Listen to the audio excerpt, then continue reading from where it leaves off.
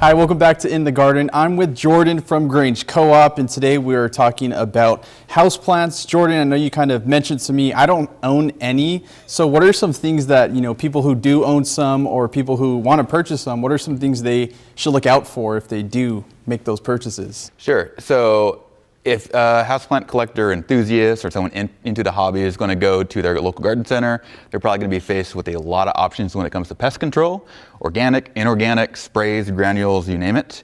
It's not a bad idea for the regular collector to be really engaged in checking their houseplant for pests, but when they find a pest, the question is, well, what do they use to treat them?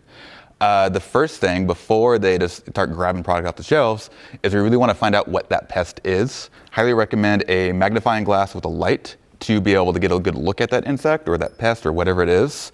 Look for identifying features, number of legs, antenna, spots, a hard shell, any kind of distinguishing features. So common household pest might be for like spider mites are notorious for being hard to kill.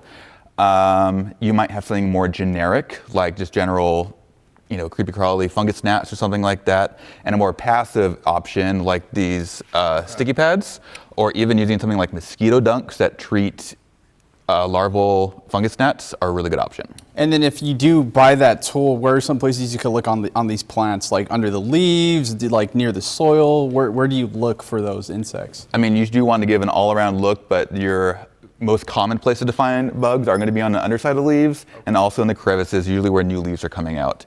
Your new leaves are the most tender, so especially for things that are chewing and biting on your plants, that's usually where they're going to congregate. With houseplants, do you need to bring them outside, or I know you could get some sunlight from the window, and you said it's inevitable that insects and bugs will get into your house, but is there something you could do to kind of mitigate that? Sure. So when you're getting new houseplants, especially as an enthusiast, it's almost impossible to keep a sterile household. A good rule of thumb is to quarantine your plants for at least several weeks, so you can catch if they came in with a bug or something like that. But especially if you're bringing in a lot of new plants, you're trading with friends. If your houseplants go outside for the summer, like mine do, bringing them inside is also another time they're going to come in.